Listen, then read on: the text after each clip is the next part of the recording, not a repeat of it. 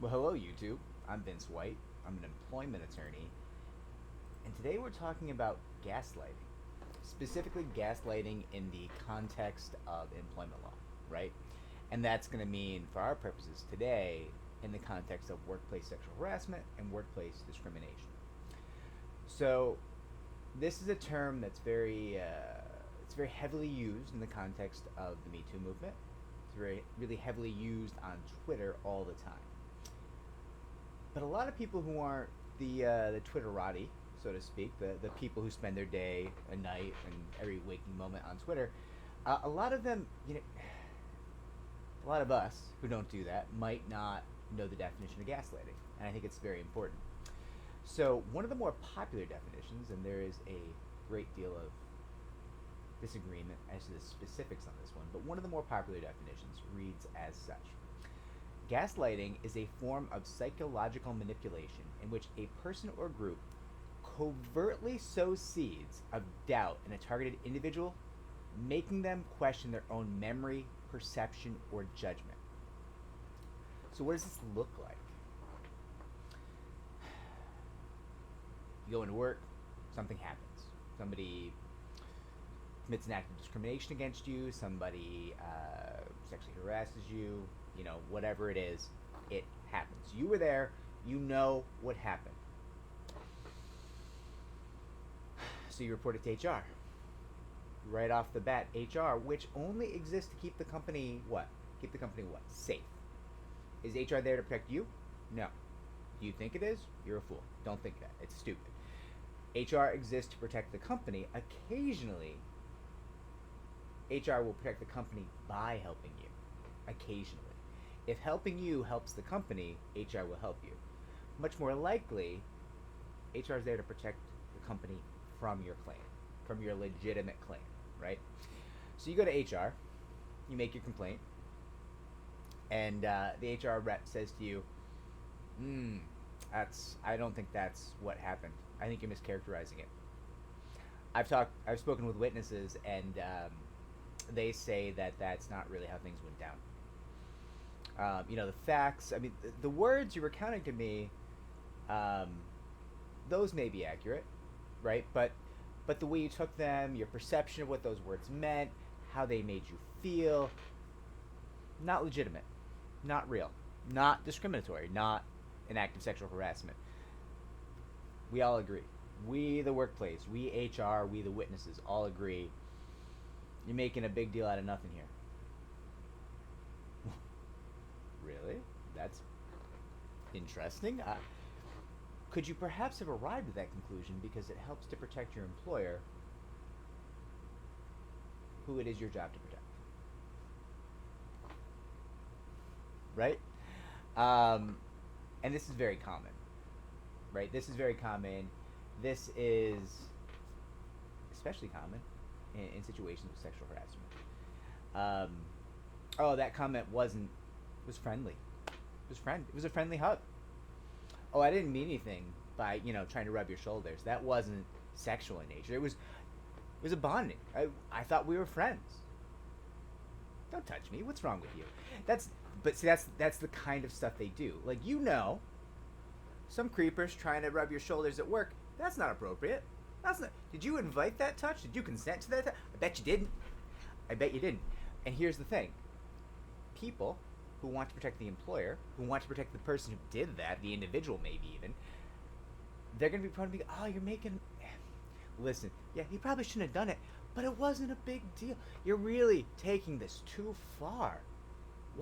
Why are you making this into a federal case, right? Because it's your right to go to work and be safe from randos creeping on you and touching you. Well, that's why. There's a very good reason why, right? And listen, this happens in all contexts. You're going to see this with women complaining about men sexually harassing them, and you're going to see this with men complaining about women sexually harassing, because the problem with the male victim of sexual harassment is nobody ever believes him. Actually, that's a problem with all victims of sexual harassment, because people do not believe victims, and that is a problem. People also just don't really believe. Huge swaths of the U.S. population don't believe that men can be sexually harassed in the workplace by women. It is far rarer that takes place. It is not as common as women being sexually harassed by men, but of course it still happens. Of course it still happens, right? But people just don't buy it. Like, oh, come on. If she said that to you first off, I don't buy it. I don't buy it because if she said that to you, you'd be so happy, you'd be flattered. You might not take her up on it, but you'd enjoy it. You enjoy hearing that either way. Yeah, that's a stunning amount of stereotyping you're doing there. You're really making a lot of assumptions about an entire gender. I don't know if that really tracks, right? And the classic with women who have been targeted is like, oh, you're taking him the wrong way. He was being friendly. He was being supportive. Oh, it was a joke. It was just a joke. Why are you making a big deal out of just a joke? Because it's not funny. Because it doesn't make the individual on the receiving end of that joke feel safe and makes her wonder if maybe her job is contingent on her playing around, on her playing along with this sexualized content that you're throwing at her, that she doesn't get to say, no, I come here to work. I don't want any of this nonsense. I don't want it tied into my promotions. I don't want it tied into my discipline. I don't want to have to laugh at your weird sexist humor and flirt with you just to keep my job, right? That's why it's important to make a big deal when that kind of thing happens. And it's why people are so off base when they gaslight you and tell you, oh, your perception's wrong. How about I decide? How about I, the individual in this hypothetical who experienced the events, I'm the one who tells you what I experienced. You don't live in my head. You don't have my lifetime of experience. I'll let you know what makes me feel uncomfortable. Right? Listen, walking around day to day, guess what? I don't get hit on a lot. I'm a guy. That makes sense, right? So my experiences when it comes to being hit on are going to be drastically different than what a woman might experience who's been hit on every day of her life since she was probably about 12, right? At some point, it's going to feel different. It's going to feel different because you're just so exhausted from all these guys hitting on, right? Like, it's insane that a guy like me would sit here and think, oh, well, listen, somebody hits on me, even if I'm not open to that interaction, and obviously I'm not, but even if I'm not, it's still affirmation. It still makes me feel nice. Makes me feel pretty, right? Yeah, maybe, dude, that's because you get hit on maybe once a year.